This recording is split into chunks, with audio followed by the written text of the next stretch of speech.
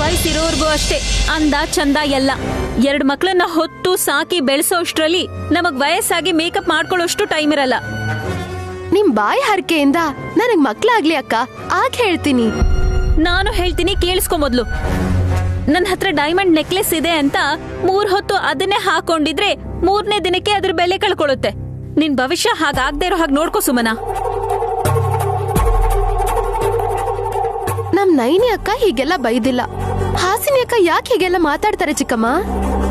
ಅಲ್ಪನ್ಗೆ ಐಶ್ವರ್ಯ ಬಂದ್ರೆ ಅರ್ಧರಾತ್ರಿಲಿ ಕೊಡೆ ಹಿಡಿದ್ರಂತೆ.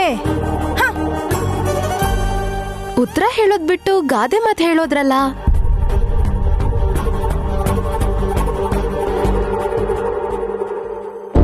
ಯಜಮಾನ್ರೆ,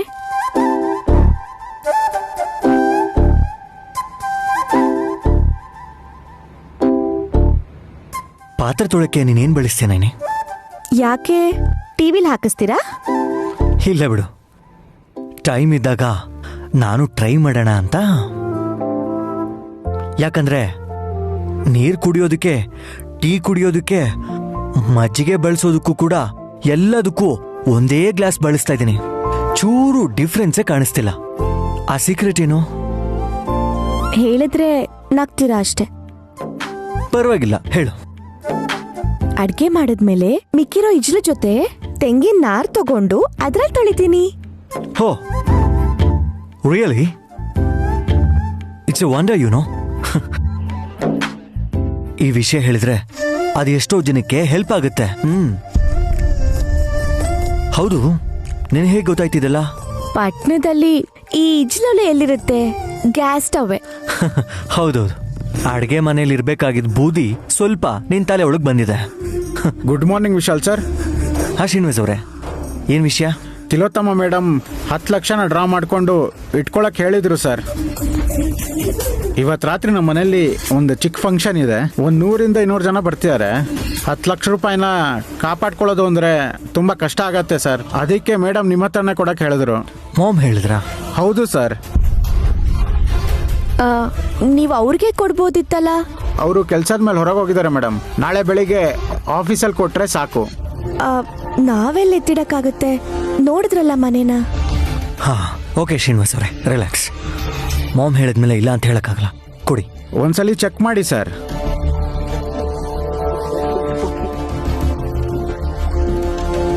ತಗೊಳ್ಳಿ ಸರ್. ನೀವು ಹೋಗಿ ಫಂಕ್ಷನ್ ಕೆಲಸ ನೋಡ್ಕೊಳ್ಳಿ. Okay sir, thank you. Tilottama ಅತ್ತೆ ಇವ್ರು ಕೊಟ್ಟಿದ್ ಸ್ವೀಟ್ ತಿನ್ಲಿಲ್ಲ ಆದ್ರೆ ಈಗ ಅವ್ರು ಕೊಟ್ಟಿರೋ ದುಡ್ಡನ್ನ ನಾವಿಟ್ಕೋಬೇಕಾ? ಇದ್ರ ಹಿಂದೆ ಏನ್ ಕುತಂತ್ರ ಇದೆಯೋ ಏನೋ. ನೈನಿ, ಏನ್ ಯೋಚನೆ ಮಾಡ್ತಿದ್ಯಾ? ಈ ದುಡ್ಡಿಂದ ಏನ್ ಮಾಡ್ಬೇಕು ಅಂತ. ಏನ್ ಮಾಡೋಣ ಅಂತ್ಯಾ? ನಮ್ದಲ್ಲ ಅಂದ್ಮೇಲೆ ನಾವ್ ಏನ್ ಮಾಡಕ್ಕಾಗತ್ತೆ ಯಜಮಾನ್ರೆ? ನಿಮ್ಮಮ್ಮ ಯಾವ ಘನ ಕಾರ್ಯಕ್ಕೆ, ಅದೇ ಯಾವ ಒಳ್ಳೆ ಕಾರ್ಯ ಶುರು ಮಾಡ್ಬೇಕು ಅಂತ ಈ ದುಡ್ಡನ್ನ ಡ್ರಾ ಮಾಡಕ್ ಹೇಳಿದ್ರು ಅಂತ ಯೋಚಿಸ್ತಿದೀನಿ. ಹಾ, ಏನಾದ್ರೂ ಮಾಡ್ಕೊಳ್ಳಿ ಬಿಡು. ಒಳ್ಳೆ ಕೆಲ್ಸ ಆದ್ರೆ ನಾನೇ ಕಾಯಿ ಹೊಡಿತೀನಿ, ಇಲ್ಲ ಅಂದ್ರೆ ಮಾತ್ರ ಅದರಿಂದಾನೇ ಅವ್ರ ತಲೆ ಕೊಡ್ತೀನಿ. ಓಹೋ, ಹೌದಾ? ನನ್ನ ಹೆಂಡತಿಗೆ ಸ್ವಲ್ಪನೂ ಪೇಷನ್ಸೇ ಇಲ್ಲ. ನೀನು ಈಗಿನ ಜನರೇಷನ್ ಅಲ್ಲಿ ಹುಟ್ಟಬಾರ್ದಾಗಿತ್ತು. ಒಂದ್ ಕೆಲ್ಸ ಮಾಡು, ನಿಮ್ಮ ಅಮ್ಮನ ಕರಿ ಕಂಪ್ಲೇಂಟ್ ಮಾಡ್ಬೇಕು. ಯಾಕೋ? ಇಂಥ ನಿಮ್ ಮಗಳನ್ನ ನನ್ ತಲೆಗೆ ಯಾಕೆ ಕಟ್ಟಿದ್ರಿ ಅಂತ ಕೇಳ್ಬೇಕು. ನಾವ್ ಚೆನ್ನಾಗಿದ್ದೀವಿ ಅಂತ ಖುಷಿ ಪಡೋ ನಮ್ಮ ಅಮ್ಮನ್ಗೆ ಯಾಕೆ ಸುಮ್ನೆ ಹಿಂಸೆ ಕೊಡ್ತೀರಾ ಯಜಮಾನ್ರೆ? ಇಲ್ ಕೊಡಿ. ಹೌದು, ಎಲ್ ಬಚ್ಚಿಡ್ತೀಯಾ? ಆಕಾಶದಲ್ಲಿ. ಆಕಾಶದಲ್ಲಿ ಹೇಗೆ ಬಚ್ಚಿಡಕ್ಕಾಗತ್ತೆ?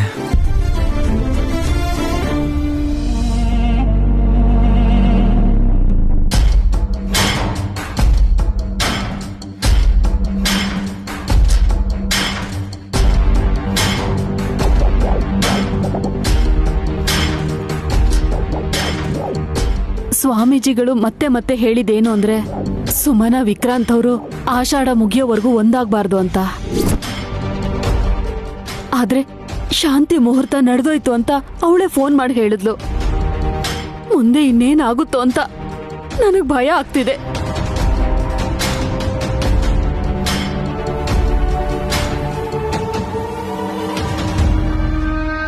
ಸುಮನ ಪ್ರೆಗ್ನೆಂಟ್ ಆಗಬಾರ್ದು. ಆದರೆ ನೈನ್ಯದಕ್ಕೆ ಪ್ರಾಣಕ್ಕೆ ಅಪಾಯ. ಜಾತಕದ ಮೇಲೆ ಪೂರ್ತಿಯಾಗಿ ನಂಬಿಕೆ ಇಲ್ಲದೆ ಇದ್ರು ನೈನ್ಯದಕ್ಕೆ ಏನಾದರೂ ಕೆಟ್ಟದ್ದಾಗತ್ತೆ ಅಂದರೆ 200% ನಂಬಲೇಬೇಕಾಗಿ ಬರುತ್ತೆ. ಅವತ್ತು ಫಸ್ಟ್ನೇ ದಿನ ಆಗಿದ್ದೇನೋ ಆಗೋಯ್ತು. ಆದರೆ ಇನ್ನು ಮುಂದೆ ನಾನು ಹುಷಾರಾಗಿರಬೇಕು. ಇರ್ತೀನಿ ಕೂಡ. ಚಿಕ್ಕ ಯಜಮಾನ್ರೆ, ಯಾಕೊಬ್ಬೊಬ್ಬರೇ ಮಾತಾಡ್ಕೋತಾ ಇದ್ದೀರಾ? ಹುಚ್ಚನಾಯಿ ಬಂದು ಕಚ್ತು ಕಣೆ. ಅದ್ರ ತಂಟೆಗೆ ಯಾಕೆ ಹೋದ್ರಿ ನೀವು? ನಾನು ಹೋಗೋದು ಬೇಕಿಲ್ಲ. ಅದು ತಾನೇ ಬಂದು ನನ್ನ ಪೀಸ್ ಆಫ್ ಮೈಂಡ್ನ ಹಾಳು ಮಾಡ್ತಿದೆ, ಇರಿಟೇಟ್ ಆಗ್ತಿದೆ. ಇಂಥ ಟೈಮಲ್ಲೇ ಹಣೆಗೆ ಎಣ್ಣೆ ಹಚ್ಚಿಸ್ಕೊಂಡು ನಾಜೂಕಾಗಿರೋ ಕೈಗಳಿಂದ ಮಸಾಜ್ ಮಾಡ್ಬೇಕು ಅಂತ ಗೊತ್ತಾ? ಗೊತ್ತು. ನೀನಿಂತ ಯಾವ ಹುಚ್ಚ ಕೆಲಸನೂ ಮಾಡಬಾರ್ದು ಅಂತಾನೆ ದೂರ ಇರಕ್ಕೆ ಟ್ರೈ ಮಾಡ್ತಿದ್ದೀನಿ. ನಾವಿಬ್ರೇನಾದ್ರೂ ಚಿಕ್ಕ ಜಾಗದಲ್ಲಿ ಇದೀವಾ? ಹತ್ರ ಬರಕ್ಕೂ ಬಿಡ್ತಿಲ್ಲ. ಮುಟ್ಟಿದ್ರೆ ಮುನ್ಸ್ಕೋತೀರಾ. ನಿಮ್ಗೆ ಮಧ್ಯರಾತ್ರಿ ಆಗೋದೇ ಕರೆಕ್ಟ್. ಮಿಡ್ ನೈಟ್ ಆದ್ರೆ ಏನು ಏನಾಗುತ್ತೆ? ಏನ್ ಮಾಡ್ತೀಯಾ? ಛೀ, ಹೋಗ್ರಿ. ನನ್ಗೇನಾದ್ರೂ ಮಾಡಕ್ ಬಿಡ್ತೀರಾ ನೀವು? ಎಲ್ಲ ನೀವೇ ಮಾಡ್ಬಿಟ್ಟು ಹೋಗ್ತೀರಾ. ನಾನಾ ಕನ್ಸೇನಾದ್ರೂ ಕಾಣ್ತಾ ಇದೀಯಾ? ನನ್ನ ನಿದ್ದೆ ಮಾಡಕ್ ಬಿಟ್ರೆ ತಾನೆ ನೀವ್ ಹೇಳೋ ತರ ಕನ್ಸ್ ಕಾಣಕ್ಕೆ. ಏನಿದು ಹೀಗ್ ಮಾತಾಡ್ತಾ ಇದ್ದಾಳೆ? ಹುಚ್ಚಗಿಚ್ಚನಾರ ಹಿಡಿತಾ ಇವಳಿಗೆ? ತುಂಬಾ ಯೋಚನೆ ಮಾಡಕ್ ಹೋಗ್ಬೇಡಿ ಚಿಕ್ಕ ಯಜಮಾನ್ರೆ. ಯಾವತ್ತೋ ಒಂದಿನ ನಿಮ್ಗೆ ಎಲ್ಲ ಗೊತ್ತಾಗತ್ತೆ. ನಾನೇನ್ ಚಂದ್ರನ ಮೇಲೆ ಇದೀನಿ ಅನ್ಕೊಂಡಿದ್ಯಾ? ಭೂಮಿ ಮೇಲೆ ಇದೀನಲ್ಲ, ಅದು ನಿನ್ ಕಣ್ ಮುಂದೆನೆ ಇದೀನಿ. ಈಗ ಸುಮ್ನೆ ಇದ್ದೀರಾ, ಆದ್ರೆ 12 ಏನಾದ್ರೂ ಆದ್ರೆ ಮಾತ್ರ ಸುಮ್ನೆನೆ ಇರಲ್ಲ ನೀವು. ಆಗ ನಿನ್ ಗೊರಕೆ ಹೊಡ್ಕೊಂಡ್ ಮಲ್ಕೊಂಡಿರ್ತೀಯಲ್ಲ. ನಿಮಗ್ ಸ್ವಲ್ಪ ನೆನ್ಪಿರತ್ತೆ, ಇನ್ ಸ್ವಲ್ಪ ಮರ್ತೋಗಿರ್ತೀರಾ ಅಂತ ಅನ್ಕೊಂಡೆ. ಆದ್ರೆ ಹೀಗ್ ನೀವ್ ಪೂರ್ತಿಯಾಗಿ ಮರಿತೀರಾ ಅನ್ಕೊಂಡಿರ್ಲಿಲ್ಲ. ಏ ತಲೆ ಕೆಟ್ಟವಳೆ, ಬಾಯಿಗೆ ಬಂದಂಗೆಲ್ಲ ಮಾತಾಡಕ್ ಹೋಗ್ಬೇಡ. ಕೆಳಗಡೆ ಹೋಗಿ ಹಾಲ್ ತಗೊಂಡ್ ಬಾ. ಹೇ, ಯಾಕೆ ಹೀಗ್ ನಗ್ತಿದ್ಯಾ? ಅಚ್ಚ ಸ್ವಚ್ಛ ಮೆಚ್ಚೋ ಕಿಚ್ಚ. ಹಾಲು. ಯಾವ ಹಾಲು? ಹಸು ಹಾಲು, ಸಿಹಿ ಹಾಲು. ಕಾಲ್ ಕೆಳಗಡೆ ಹಾಕಿ ತುಳಿದ ಅಂತ ಅಂದ್ರೆ ಪಾತಾಳಕ್ ಹೊರಟೋಗಿರ್ಬೇಕು. ಸ್ವಲ್ಪ ತಾದ್ಮೇಲೆ ಸ್ವರ್ಗಕ್ಕೆ ಹೋಗೋಣ ಬಿಡಿ. ಇವಳೇನ್ ಇಷ್ಟು ವಿಚಿತ್ರವಾಗಿ ಮಾತಾಡ್ತಾ ಇದ್ದಾಳೆ? ಏನಾದ್ರೂ ಆಗ್ಲಿ, ನನ್ನ ಹುಷಾರಲ್ಲಿ ನಾನಿದ್ರೆ ಒಳ್ಳೇದು. ಇಲ್ಲ ಅಂದ್ರೆ ಈ ಮಳೆಗಾಲದಲ್ಲಿ ವಾಂತಿ ಮಾಡ್ಕೊಳ್ಳೋ ಹಾಗಿದ್ದಾಳೆ. ಇವಳಿಗೆ ಖಂಡಿತವಾಗ್ಲೂ ಎಸ್. ಅತ್ತೆ ಬನ್ನಿ. ನಾನಿ ಕೂತ್ಕೋ. ಇದೇನಿದು ನೈನಿ? ಅಳಿಯಂದ್ರಿಗೆ ನಾವು ಮರ್ಯಾದೆ ಕೊಡ್ಬೇಕೆ ಹೊರತು ಅವ್ರು ಊಟ ಬಡಿಸೋದು ಅಂದ್ರೆ ಏನು? ಅತ್ತೆ ನೀವ್ ಏನು ಮಾತಾಡದೆ ತಿನ್ಬೇಕು. ಕೂತ್ಕೊಳ್ಳಿ. ಕೂತ್ಕೊಳ್ಳಮ್ಮ, ಕೂತ್ಕೋ.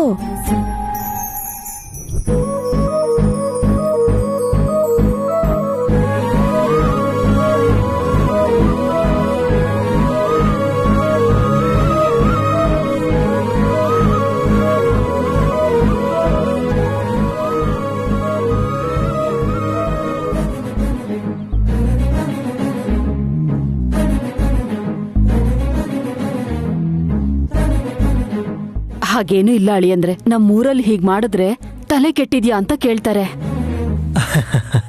ಅತ್ತೆ ಯಾರ ಮಾತ್ಗೂ ತಲೆ ಕೆಡಿಸ್ಕೋಬೇಡಿ, ನೆಮ್ಮದಿಯಿಂದ ತಿನ್ನಿ. ನೀವು ಮಾಡ್ಕೊಂಡು ಬಂದಿರೋ ಪಾಯಸ ತುಂಬಾ ರುಚಿಯಾಗಿದೆ ಅತ್ತೆ. ಬಸ್ರಿ ಇದ್ದಾಗ ಬೈಕೆ ಇರುತ್ತೆ ಅಂತ ಅಮ್ಮ ಮಾಡ್ಕೊಂಡ್ ಬಂದಿರತ್ತೆ ಯಜಮಾನ್ರೆ. ಹೇಳ್ದೇನೆ ಕಷ್ಟ ಕೊಟ್ಟಿದೀಯ ಅವ್ರಿಗೆ. ನನ್ಗೆ ಒಂದಿನದ ಕಷ್ಟ ಅಳಿಯಂದ್ರೆ. ನನ್ ಮಗಳು 9 ತಿಂಗಳು ಮಗುನ ಹೊರಬೇಕು. ಗಂಡ ಹೆಂಡ್ತಿರೋ ಕಷ್ಟ ಸುಖನ ಹಂಚ್ಕೊಳ್ಳೋ ಹಾಗೆ ಈ ಭಾರನೂ ಹೊರೋ ಅವಕಾಶ ಇದ್ದಿದ್ರೆ ಚೆನ್ನಾಗಿರ್ತಿತ್ತು. ಸುಮ್ನೆ ಇರಿ, ಅಮ್ಮನ್ ಮುಂದೆ ಯಾಕೆಂತ ಮಾತು? ಹಲೋ ಮೇಡಮ್, ಅಳಿಯನು ಮಗನೇ, ಅತ್ತೆನೂ ಅಮ್ಮನ ಹಾಗೆ ಅಲ್ವಾ ಅತ್ತೆ? ಹೇಳಿ. ಮನುಷ್ಯರಲ್ಲಿ ದೇವ್ರ ಗುಣ ಇದ್ರೆ ಎಲ್ರೂ ಸಮನವಾಗಿ ನೋಡ್ತಾರೆ ಅಳಿಯಂದ್ರೆ. ಆಗ್ಲಿಂದ ಮಾತಾಡ್ತಾನೆ ಇದೀರಾ. ತಿನ್ನಿ ಅತ್ತೆ ನೀವು. ಬೇಸಿಗೆಗಾಲದಲ್ಲಿ ತಂಪಾಗಿರುತ್ತೆ ಅಂತ ಮೆಂತೆ ಸೊಪ್ಪು ಸಾರು ಮಾಡೋದಕ್ಕೆ ಹೇಳಿದೀನಿ, ತಿನ್ನಿ ಅತ್ತೆ.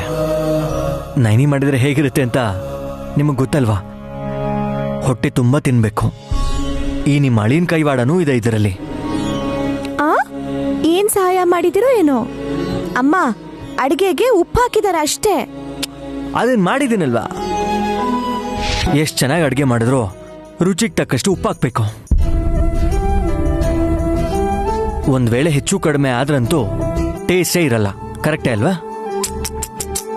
ನಿಮ್ಮನ್ನ ನೋಡ್ತಾ ಇದ್ರೆ ವನವಾಸದಲ್ಲೂ ಕೂಡ ತುಂಬಾ ಸಂತೋಷವಾಗಿದ್ದ ಸೀತಾರಾಮನ್ ತರ ಕಾಣಿಸ್ತೀರಾ. ಹಾಗೇನಿಲ್ಲ ಅತ್ತೆ, ಹೇಗಿದ್ರು ಅಡ್ಜಸ್ಟ್ ಮಾಡ್ಕೊಂಡು ಹೋಗ್ಬೇಕು ಅಂತ ನಾನು ನೈನಿ ನೋಡೇ ಕಲ್ತಿರೋದು. ಹಲೋ ಮೇಡಮ್, ಅಷ್ಟು ಚಿಕ್ಕ ಚಿಕ್ಕ ತುತ್ತಿಂದ್ರೆ ನೀನು ಯಾವ ಕಾಲಕ್ಕೆ ಮುಗಿಯೋದು?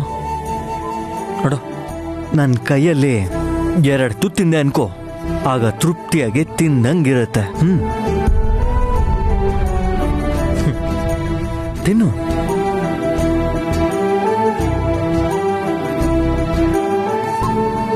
ಅತ್ತೆ, ನೀವು ತಿನ್ಬೇಕು.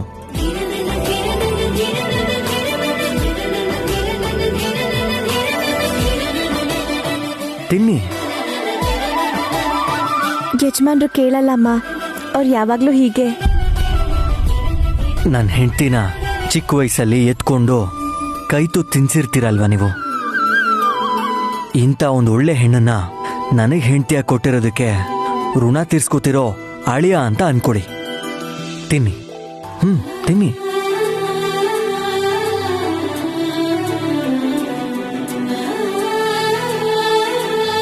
ನೈನಿ, ತೋ 2ನೇ ತುತ್ತು. ಅತ್ತೆ, ಇನ್ನೊಂದು ತುತ್ತು.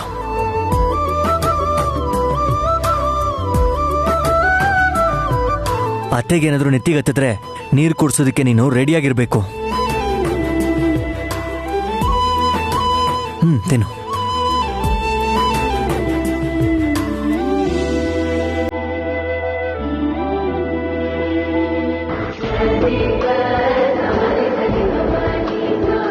ಅತ್ತೆ, ಏನಾಯ್ತು?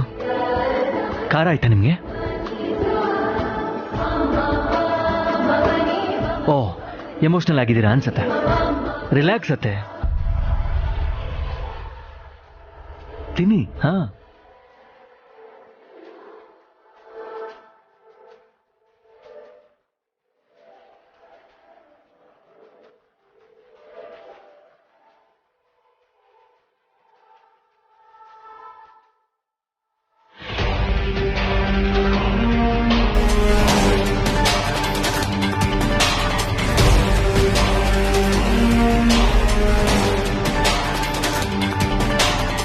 ಔಟ್ ಹೌಸ್ಗೆ ಯಾಕೆ ಕರೆಸ್ಕೊಂಡೆ?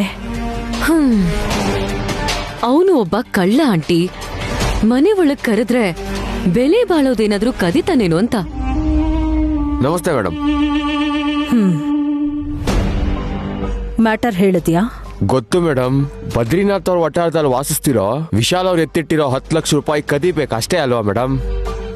ದುಡ್ಡು ತಗೊಂಡು ಹಾಗಿಂದಾಗೆ ಸೆಟ್ಲ್ ಆಗಲ್ಲ ತಾನೆ? ಅಲ್ಲೇ ಇದ್ರೆ ಇವನ್ನ ಸುಮ್ನೆ ಬಿಡ್ತಾರ ಆಂಟಿ? ನಾನ್ ಅಂದಿದ್ದು ಆ ದುಡ್ಡು ತಗೊಂಡು ನಮ್ಗೆ ಕೈ ಕೊಟ್ಬಿಡ್ತಾನೇನೋ ಅಂತ. ಮೇಡಮ್, ಪ್ರಾಣ ಹೋದ್ರು ಅಂತ ಕೆಲಸ ಮಾಡಲ್ಲ ಮೇಡಮ್. ನಾ ಕಳ್ಳ ಇರ್ಬೋದು, ಆದ್ರೆ ಮಾತಂತೂ ತಪ್ಪಲ್ಲ, ಪ್ರಾಮಿಸ್. ಏಯ್, ಆಂಟಿ ನಿನ್ನ ನಂಬಲ್ಲ ಅಂತ ನಿಮ್ ಮನೆ ಪೇಪರ್ಸ್ನ ನಾನ್ ಇಟ್ಕೊಂಡಿದೀನಿ. ಏನೋ ಇವನಿಗೆ ಮನೆ ಇದೆಯಾ?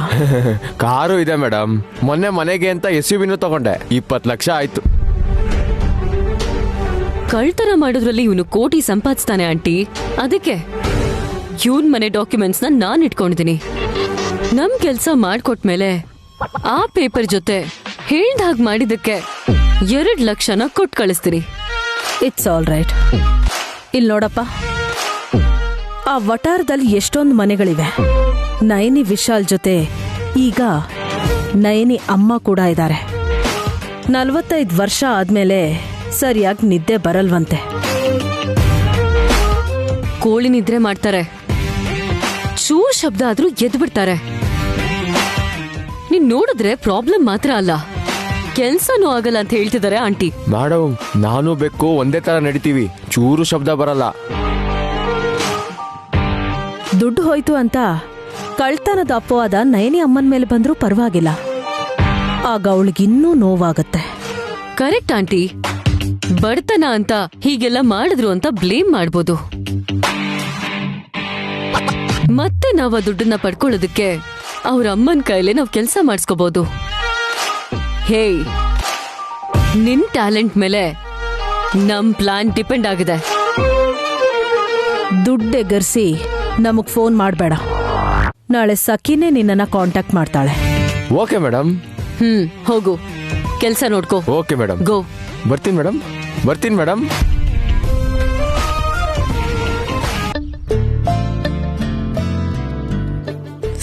ಅಪ್ಪ, ನೈನಿ ಏನಾಯ್ತು? ಹುಳಿಯಾಗಿದೆ ಯಜಮಾನ್ರೆ.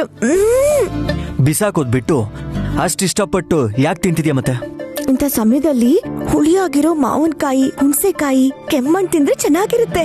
ಹಾ, ಇದ್ರ ಜೊತೆಗೆ ನಮ್ಮಮ್ಮ ಇಷ್ಟಪಟ್ಟು ಇನ್ನೂ ಅದೇನೇನ್ ತಿಂತಿದ್ರು ಅಂತ ಲಿಸ್ಟ್ ಹಾಕೊಡ್ತೀನಿ ನಿನಗೆ. ಅದನ್ನೇ ಮಾಡ್ಕೊಂಡು ಅದನ್ನೇ ತಿನ್ಬೇಕು ನೀನು. ಹಾ, ಏನಂತ್ಯ? ಗಾಯತ್ರಿ ಅಮ್ಮವರು ನಿಜವಾಗ್ಲೂ ನೀವ್ ಬರೆಯೋದನ್ನೇ ತಿಂತಿದ್ರು, ಇಲ್ಲ ಅಂದ್ರೆ ನಿಮಗ್ ತಿನ್ಬೇಕು ಅನ್ಸಿದ್ದನ್ನೇ ಬರೀತಿರೋ? ಹಲೋ ಮೆಂಟಲ್, ನಾನ್ ನಿನಗಿಂತ ಎಷ್ಟು ಜಾಸ್ತಿ ತಿಂತೀನಿ? ಇಷ್ಟೇ ಇಷ್ಟು. ಅಬ್ಬಬ್ಬಾ ಅಂದ್ರೆ ಒಂದ್ ತುತ್ತು ಎಕ್ಸ್ಟ್ರಾ. ಏನಪ್ಪ ಆ ತುತ್ತು? ಆ ವಿಷಯ ನಿನಗ್ ಗೊತ್ತಿಲ್ವಾ? ನೀವ್ ನನಗ್ ಕೊಡೋ ತುತ್ತಲ್ವಾ? ನಿನ್ ಮಾತಲ್ಲಿ ಸ್ವಲ್ಪ ಡಿಫ್ರೆನ್ಸ್ ಕಾಣಿಸ್ತಾ ಇದೆಯಲ್ಲ. ಒಂದ್ ಕೆಲ್ಸ ಮಾಡೋಣ, ಮಂಚನ ಮನೆ ಒಳಗಡೆ ಹಾಕೋದೇ ಬೆಟರ್ ಅನ್ಸತ್ತೆ. ಮನೇಲಿ ಅಮ್ಮೋರಷ್ಟೇ ಅಲ್ಲ ಯಜಮಾನ್ರೆ, ನಮ್ಮಮ್ಮ ಕೂಡ ಇದ್ದಾರೆ. ಓ ಹೌದಲ್ವಾ? ಅವ್ರು ನೋಡಿದ್ರೆ ಮಾವಿನಕಾಯಿ ತಿಂತಿದ್ದಾರೆ, ಇವ್ರು ನೋಡಿದ್ರೆ ಅವ್ರ ತಲೆ ತಿಂತಿದ್ದಾರೆ. ಇವ್ರು ಯಾವಾಗ ನಿದ್ದೆ ಮಾಡ್ತಾರೋ ಏನೋ. ನನ್ ಮಗಳು ಅಳಿಯಂದ್ರು ಕಷ್ಟ ಮತ್ತೆ ದುಃಖನೆಲ್ಲ ಮರ್ತು ಒಬ್ಬರನ್ನೊಬ್ರು ಅರ್ಥ ಮಾಡ್ಕೊಂಡು ಸಂತೋಷವಾಗಿ ಬದುಕ್ತಾ ಇದ್ದಾರೆ. ಅವ್ರ ಸಂತೋಷನ, ಅವ್ರ ಆಸೆನ, ನಂಬಿಕೆನ ಉಳಿಸೋಂಥ ಭಾರನ ನಿನ್ ಮೇಲೆ ಹಾಕ್ತಾ ಇದ್ದೀನಿ.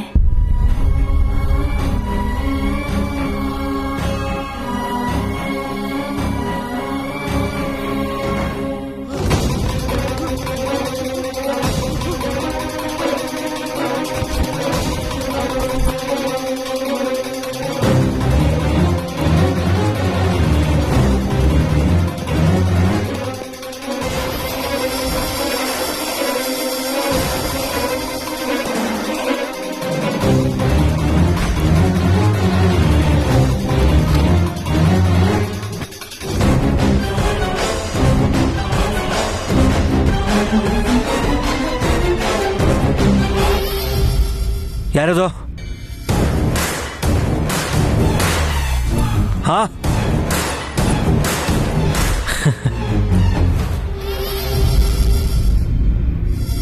ಯಾರದು? ನನ್ನ ಮನ್ಸನ್ನ ಕದ್ದಿರೋದು, ಎಲ್ಲ ಜನ್ಮದಲ್ಲೂ ನನಗೋಸ್ಕರನೇ ಕಾಯ್ತಿರೋದು, ನನ್ನ ಈ ಪುಟ್ಟು ಹೃದಯದಲ್ಲಿ ಬೆಳದಿಂಗಳ ಹಾಗೆ ಮೂಡಿರೋಳು. ಅಯ್ಯ ಕವೀಂದ್ರ, ನೀವ್ ನಿದ್ರೆ ಮಾಡಿದ್ರೆ ನಾನ್ ಕೂಡ ನಿದ್ರೆ ಮಾಡ್ತೀನಿ. ಬೆಳಿಗ್ಗೆ ಅಮ್ಮ ಊರಿಗೆ ಹೋಗ್ತೀನಿ ಅಂತಿದ್ದಾರೆ. 2 ದಿನ ಇರ್ಬೋದಿತ್ತಲ್ವಾ? ನಿನಗೂ ಸ್ವಲ್ಪ ಹೆಲ್ಪ್ ಆಗುತ್ತೆ. ಇವರು ಮಾತಲ್ಲಿ ಮುಳುಗಿದ್ದಾರೆ. ನಾನ್ ಮನೆಗೆ ನುಗ್ಗಿದ್ರೆ ಬಂದ್ ಕೆಲಸ ಮುಗಿಸ್ಕೋಬಹುದು. ತಾತ ಊರಲ್ಲಿಲ್ಲ.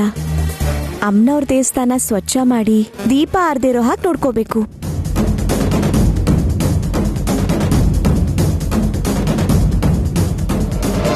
ಅಮ್ಮ ನನ್ನ ನೋಡಕ್ ಬಂದಿದ್ದಾರೆ, ಆದ್ರೆ ಊರನ್ ಬಿಟ್ಟು ಅವರು ತುಂಬಾ ದಿನ ಇರಕ್ಕಾಗಲ್ಲ ಯಜಮಾನ್ರೆ. ಅರ್ಥ ಆಯ್ತು ಬಿಡು, ಮಲ್ಕೊನೇನಿ.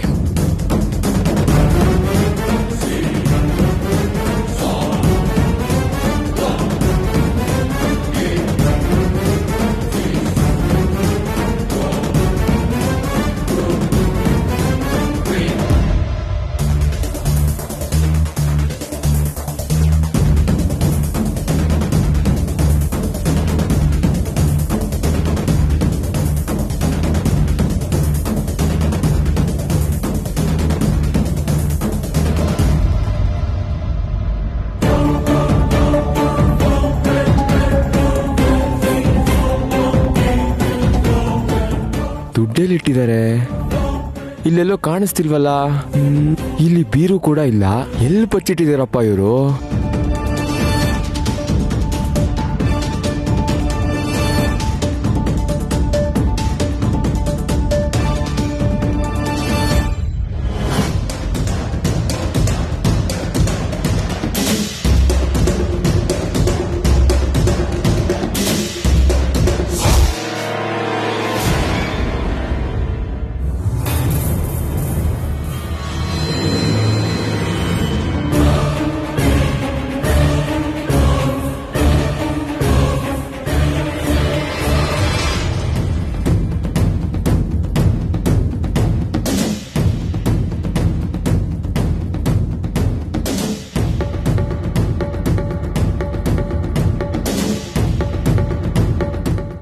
ಹತ್ರನೂ ಇಲ್ಲ.